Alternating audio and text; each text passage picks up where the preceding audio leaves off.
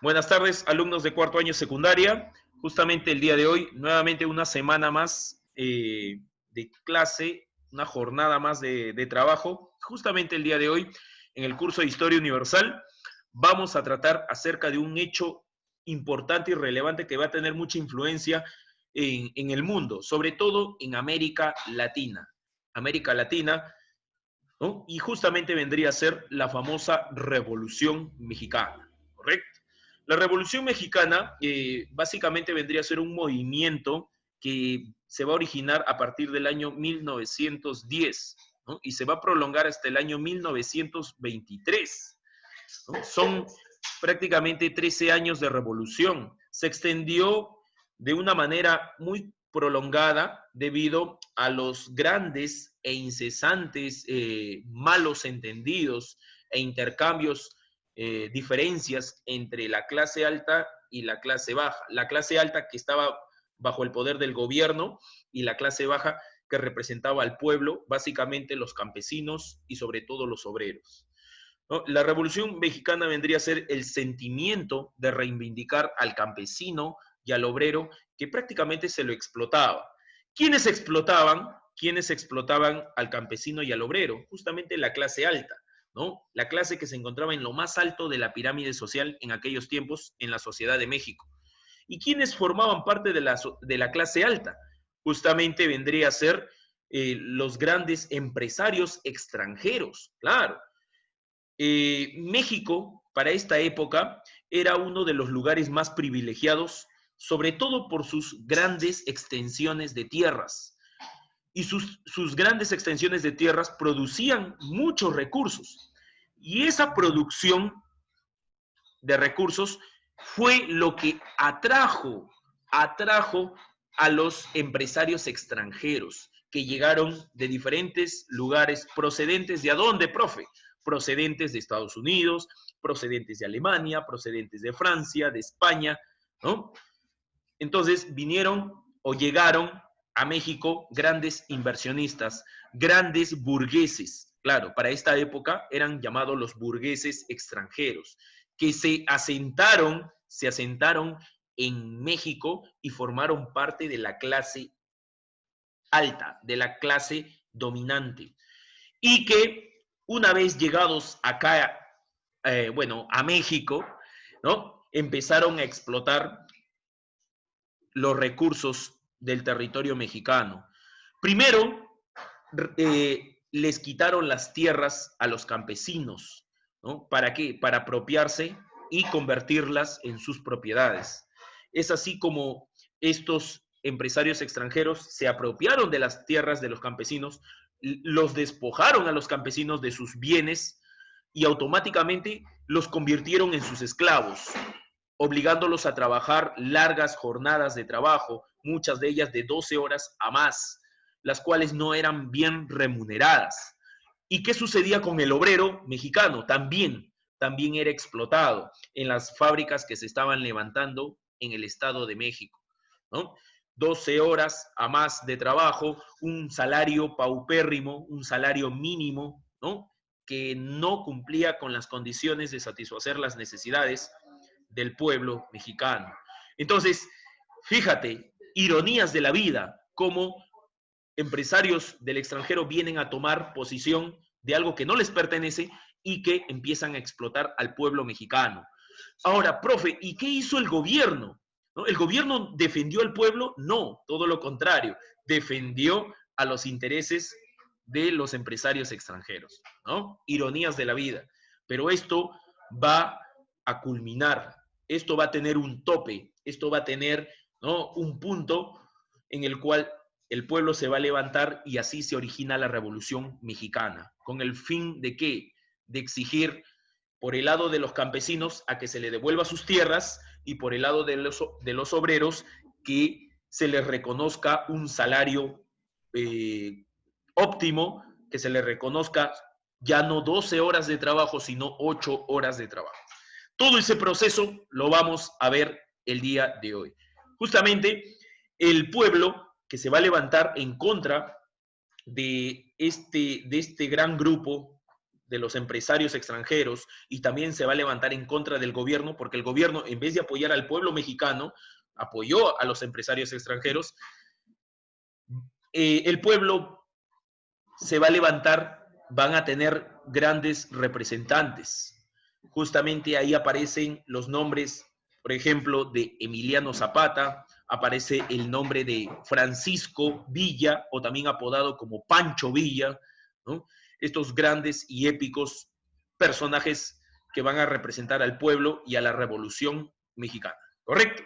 Entonces, esa es la introducción, para que tú puedas comprender un panorama general. ¿Listo? Pasamos a lo que vendría a ser el concepto. La Revolución Mexicana fue el escenario de una serie de reivindicaciones, claro, que buscaban sobre todo garantizar los derechos usurpados. Hace un rato te comenté que los empresarios extranjeros le arrebataron las tierras a los campesinos y explotaron a los propios campesinos en sus propias tierras, ironías de la vida, y a su vez también a los obreros, también los explotaban en las fábricas. Entonces, justamente por eso nace la Revolución Mexicana, el escenario de una serie de reivindicaciones que buscaban sobre todo garantizar los derechos usurpados que les habían arrebatado a la población, a los campesinos e indígenas y obreros. Acá tenemos una imagen a la mano derecha, cómo se ve representado el escenario de la Revolución Mexicana que estalló en el año 1910, ¿correcto? Muy bien, chicos, acá podemos ver en la imagen a grandes personajes. Acá tenemos, por ejemplo, a los revolucionarios, a los líderes. A donde está la flecha del mouse tenemos a Emiliano Zapata, y en la parte baja, donde está la flecha ahora, tenemos a Francisco o Pancho Villa, ¿correcto? Entonces, ellos representaban el sentimiento del pueblo campesino, del pueblo indígena y de los obreros. ¿En contra de quiénes? En contra de los empresarios que están hacia la mano izquierda, donde está la flecha del mouse. Ahí tenemos los empresarios extranjeros, que estaban apoyados ¿por quién? Por los propios presidentes de México, ¿no? Qué horror en esta situación. Entonces, mira cómo el gobierno, en vez de apoyar al pueblo, apoyaban a los extranjeros. ¿Por qué? Justamente porque habían intereses de por medio, ¿no? ¿Por qué? Porque los empresarios mantenían a los presidentes en México. Sobre todo a uno de ellos que se convirtió en un dictador. ¿Qué quiere decir dictador? Que estuvo varios años en el gobierno. ¿Qué años? Décadas estuvo en el gobierno. Ya vamos a hablar de eso. Listo, antecedentes. Fíjense acá, tenemos el antecedente. Uno de los hechos más memorables de la historia de México fue la independencia de México. Fíjense acá, la independencia de México se desarrolló en el año 1821, igual que la independencia de Perú, profe, claro, ¿no? Fíjate, ese fue un hecho histórico memorable de la independencia de este país, ¿no? La cuestión de la tierra estaba presente en los conflictos sociales en México, claro.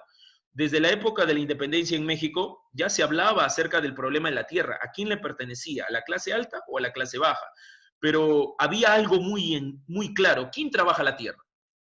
La pregunta es, ¿quién trabaja la tierra?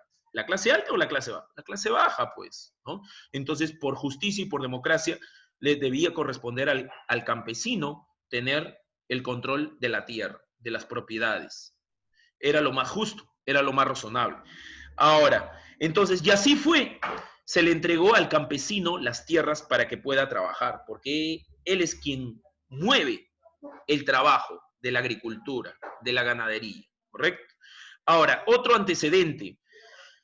En el año 1876 se produce el derrocamiento. ¿Qué es derrocamiento? Es cuando sacan a un presidente por la fuerza, ¿no? A través del golpe de Estado, ¿correcto? También llamado golpe de Estado. ¿Quién va a ser ese personaje, ¿no?, que va a dar golpe de Estado? Se va a llamar Porfirio Díaz. Este personaje en el año 1876 va a sacar que en ese tiempo era el presidente Sebastián Tejada.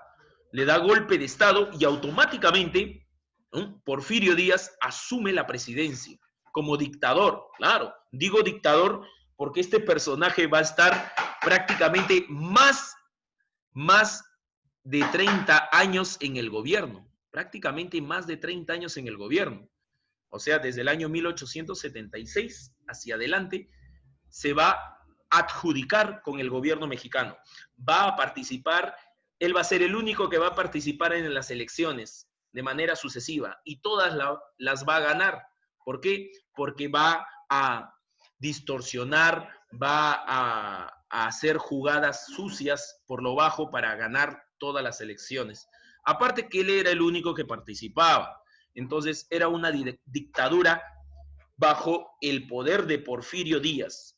Desde el año 1876, este personaje era el máximo dictador que tuvo la historia de México. ¿No? Ahora, y este personaje llamado Porfirio Díaz, ¿no? Durante su largo periodo de gobierno, desde el año 1876, en vez de apoyar a la población, a la clase más necesitada, la despojaba de sus beneficios, sobre todo a los campesinos que fueron despojados de sus tierras. ¿Por qué Porfirio Díaz realizó esa medida? Porque ya para este tiempo en México ya habían llegado los grandes empresarios de diferentes lugares del mundo, de Estados Unidos, de España, de Francia, de Alemania, correcto, ya estaban dentro de México. Entonces, estos grandes empresarios acordaron con el gobierno de Porfirio Díaz, ¿para qué? Para que les arrebatase las tierras al campesino, al indígena. Entonces, de esta forma tan despiadada, es que este personaje, siendo presidente de México, traicionó a su propia población. ¿Para qué? Para apoyar a los extranjeros que llegaban, ¿no? Desde esta época. Entonces, había un fuerte lazo entre el presidente Porfirio y estos grandes empresarios extranjeros. Así es como le quitaron las tierras al campesinado. Listo. ¿Cuáles son las causas? ¿Cuáles son las causas de la Revolución Mexicana? Las causas de la Revolución Mexicana vendrían a ser tres: causas económicas, causas sociales y causas políticas. ¿Correcto?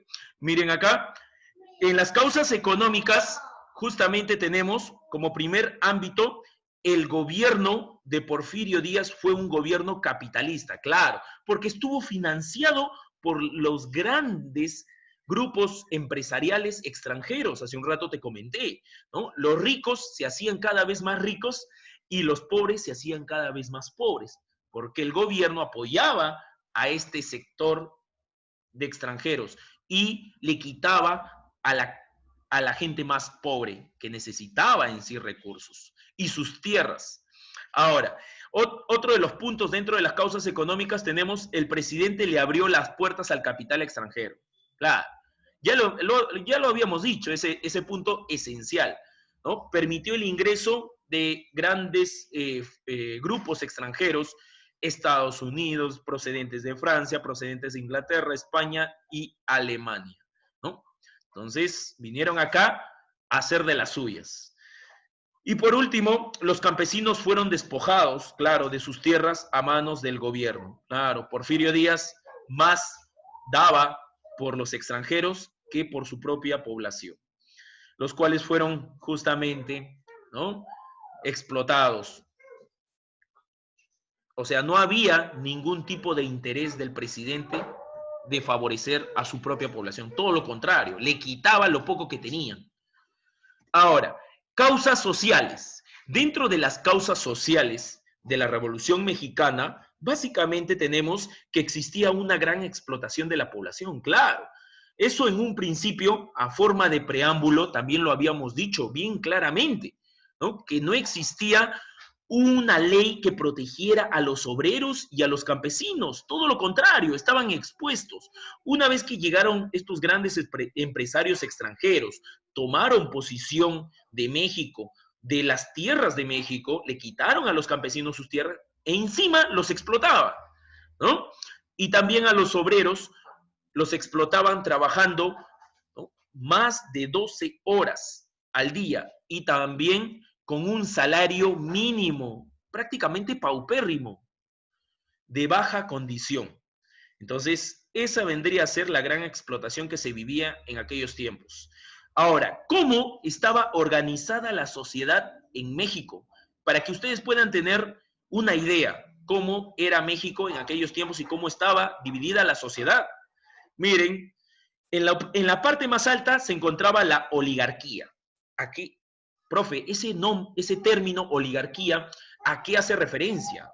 La oligarquía significa oligar, que significa pocos, y arcos, que significa poder. Poder de pocos, poder de algunos. Esos algunos, esos pocos, vendrían a ser justamente ese grupo extranjero que llegó acá, ¿no?, a tomar el control de la economía mexicana, ¿no? Fue la burguesía extranjera. Sobre todo, habían llegado mayor cantidad de Estados Unidos, ¿no? ¿Por qué? Porque está más cerca, pues, ¿no? Estados Unidos limita, ¿no?, por el sur con México. Entonces, dentro de este sector estaba la burguesía extranjera y a la vez también se encontraba la iglesia. La iglesia también formaba parte de un sistema de dominio. Ellos se encontraban en lo más alto de la sociedad. Ahora, en el segundo esquema tenemos los hacendados, que eran aquellos ricos que no eran extranjeros, eran ricos mexicanos, que tenían sus grandes haciendas, sus grandes tierras, ¿no? Tierras, y que estos personajes hacendados también ejercían, también trabajaban como funcionarios, o sea, empleados del Estado, ¿no?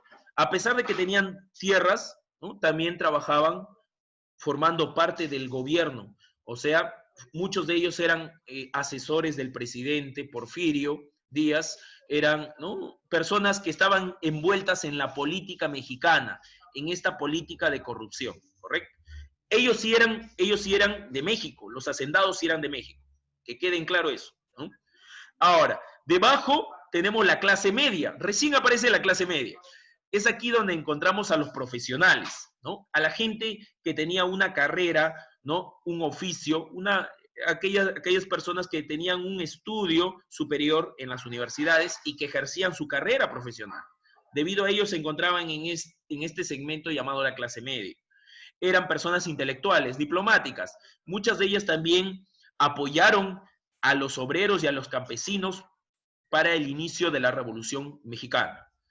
Y por último, tenemos al pueblo, justamente el menos privilegiado, el más explotado, el más abusado, ¿no? Acá tenemos a los obreros y a los campesinos, ¿correcto?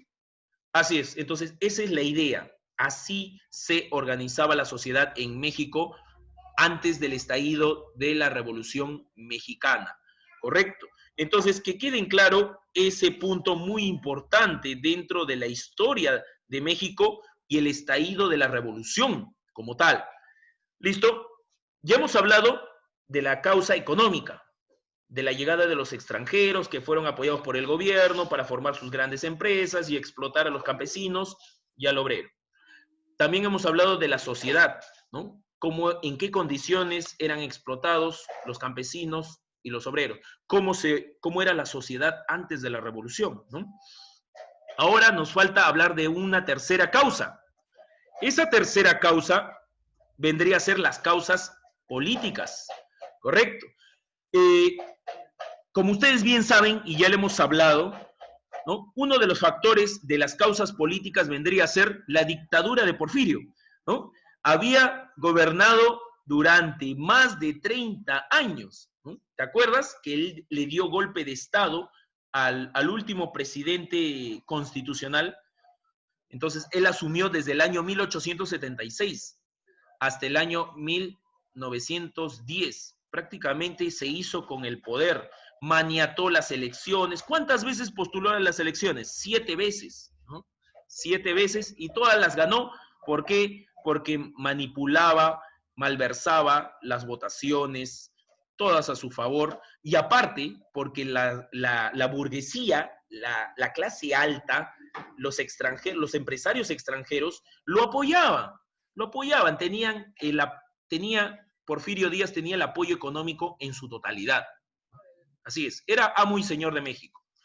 Entonces, y otro punto importante dentro de la causa política vendría a ser que busca la reforma agraria que les devolviera las tierras. Claro, por este lado, los campesinos querían recuperar sus tierras a coste de cualquier cosa, e inclusive de la vida, porque una revolución también hay, ¿no?, muchos factores en los cuales también se expone la integridad de la población. La población tenía ya la idea bien trazada, recuperar las tierras que habían sido despojadas de manera, ¿no?, ilegal por los empresarios extranjeros y que habían sido apoyados por el gobierno de Porfirio, que era una dictadura total. Entonces, ya estaba, la idea estaba plasmada por parte del pueblo. Ahí está, tenemos una imagen, ¿no?, en la parte de abajo, donde están los campesinos reclamando, ¿no?, exigiendo que se les devolviera sus tierras.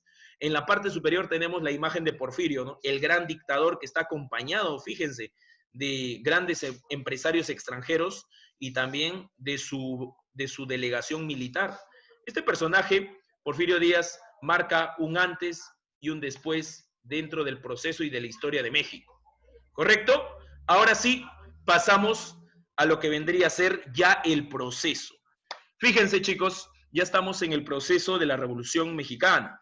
La Revolución Mexicana tiene un contexto peculiar. Se divide básicamente en lo que vendría a ser cuatro etapas. Disculpen, 5 etapas rotundas. 5 etapas rotundas. La primera etapa se llama la dictadura porfirista. Claro, hace alusión a Porfirio Díaz, que todavía para este tiempo, para el año 1908, Porfirio Díaz ya estaba culminando su 6º gobierno. Escúchalo bien, su 6º gobierno. Entonces Porfirio Díaz dijo a la población, ¿no?, de manera pública, dijo, ¿no?, ya no quiero estar en el poder, ya me cansé de muchos años, ¿no?, haber gobernado México, ¿no? Insinuó la posibilidad de no seguir en el poder. Entonces, al insinuar, al decir de que ya no participaría para una posible nueva elección, entonces hubo otro personaje, ¿no? Hubo otro personaje que tenía la motivación de participar en elecciones, ¿no? Y ese justamente vendría a ser Francisco Madero, ¿no? No se olviden de este nombre, Francisco Madero. Entonces, este personaje aparece en la vida política de México en estos tiempos. Francisco Madero, ¿no?, al conocer de que Porfirio ya no iba a participar en una posible 7ª reelección, entonces Francisco Madero empezó a hacer su propaganda, ¿no?, en la cual fue muy aceptada por el pueblo. El pueblo veía en él justamente la opción del cambio, la opción de que todo esto iba a cambiar e iba a terminar, ya que Porfirio ya no iba a seguir en el poder, ¿no? Él mismo lo dijo, ¿no? Ya estaba cansado de estar en el poder, ¿no? Prácticamente 6 periodos de gobierno. Entonces, pero eso, lo que comentó Porfirio, ¿no?, de forma a nivel nacional, eso solamente fue de la boca para afuera. ¿Por qué? Porque Porfirio, si va a participar por 7ª vez en las elecciones del año 1910, ¿correcto? Y es ahí cuando Francisco Madero se lleva la sorpresa de que, ¿no?, todo lo que había dicho Porfirio a nivel nacional, de que ya no quería participar en una 7ª elección, todo fue falso. Ahora, pero Porfirio también, ¿no?, el dictador Porfirio, participó en esta 7ª elección. ¿Por qué? Porque estaba siendo presionado por la clase extranjera, pues por la burguesía extranjera que había llegado hace muchos años atrás y que no quería perder sus derechos. Y sabía muy bien que la única persona que iba a hacer respetar los derechos de los extranjeros iban a ser justamente Porfirio, pues, que siempre les dio de todo e inclusive le quitó a su propio pueblo para darles a los extranjeros. Entonces, Porfirio se vio presionado por los grandes empresarios extranjeros para continuar y seguir participando en esta 7ª elección del año 1910. ¿Qué sucedió? Al parecer, ¿no?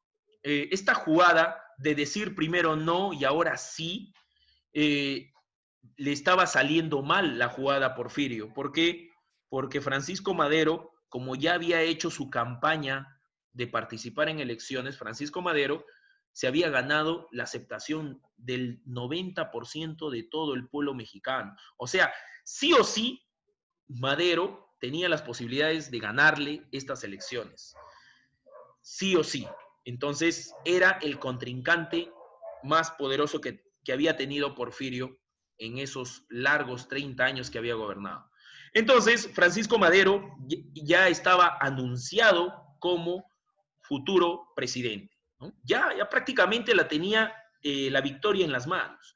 Pero ¿qué hace Porfirio Díaz? Al saber que Madero tenía la aceptación del pueblo, Porfirio Díaz, a pocos días de que se produzcan las elecciones presidenciales, con la ayuda de la burguesía, con la ayuda de los empresarios extranjeros, van a secuestrar a Francisco Madero. Imagínate, un duro golpe para la imagen de Francisco Madero. Fue secuestrado, fue acusado inclusive de muchos delitos que quizás nunca los había cometido y prácticamente Francisco Madero fue llevado a prisión, así, de una manera u otra, de la noche a la mañana, ¿no? Prácticamente se le acusó de muchos delitos, muchos de ellos que prácticamente no estaban en su contra. Fue una estrategia política muy hábil, astuta por parte de Porfirio. Pero el pueblo seguía apoyando a Francisco Madero a pesar de que estaba en prisión, ¿no? A pesar de que estaba en prisión por las acusaciones falsas. ¿Por qué el pueblo había ganado mucho cariño a Francisco Madero? Porque Francisco Madero en su campaña como postulante a la presidencia había prometido al pueblo, ¿no? Había prometido la reforma agraria. ¿En qué consiste la reforma agraria? Que se le iba a devolver las tierras al campesino, al indígena. También había prometido garantizar los derechos del indígena sobre sus tierras, ¿no? Para que nadie más les quite nuevamente. Pero esas promesas simplemente quedaron en el aire porque fue llevado a prisión, ¿no? Y Porfirio gana las elecciones nuevamente porque las va a manipular, ¿no? Como no está su contrincante, como lo mandó a la cárcel, lo acusó de muchos delitos que no eran ciertos, él era el único que se presentó, él fue el único que se presentó y ganó por séptima vez las elecciones del año 1910, ¿correcto? Así es. Ahora, entonces, nuevamente fue presidente Porfirio y Francisco Madero estaba en prisión acusado. A pesar de eso, Francisco Madero se defendió, ¿no? Tuvo su delegación de abogados para defenderse ante tales acusaciones, pero a pesar de eso estaba en la cárcel. Pero después de algunos meses consiguió la libertad, pero ya de nada le servía. ¿Por qué? Porque en este caso Porfirio nuevamente había sido reelegido como presidente de México. Pero Francisco Madero no se va a quedar con los brazos cruzados, no, nada de eso. Él va a tener que retirarse de México, va a exiliarse, va a buscar exilio a Estados Unidos. No podía quedarse en México porque una vez que él salió de la cárcel, gracias a sus abogados, él tuvo que refugiarse en Estados Unidos porque Porfirio lo había amenazado, lo seguía persiguiendo, ¿no? Lo seguía prácticamente presionando para que se retire de México porque era una gran amenaza, ¿no? Entonces se ve obligado a retirarse Francisco Madero, ¿correcto? Hacia Estados Unidos. Es ahí donde, como le vuelvo a repetir, él no se va a quedar con los brazos cruzados. Él va a elaborar un plan, es decir, una especie de convocatoria desde Estados Unidos hasta México, en la cual el objetivo de este plan, que se llamó el Plan San Luis de Potosí, así, ¿no? El objetivo de este plan va a ser justamente el llamado al pueblo mexicano para que tomen armas y se levanten en contra de Porfirio, con la finalidad de, ¿no?, poner nuevamente a México en un gobierno democrático, ya no en una dictadura. Entonces, ese llamado que hizo desde Estados Unidos, el famoso Plan San Luis de Potosí, fue recepcionado, ¿no?, por el pueblo mexicano. Todo el pueblo mexicano prácticamente se enteró de este plan, de esta estrategia. Ahora, y el pueblo se quería levantar en armas a partir de ese momento, porque querían recuperar sus tierras, que se les devolviera sus tierras y sus derechos bajo sus propiedades. Así es, chicos. A ver, entonces,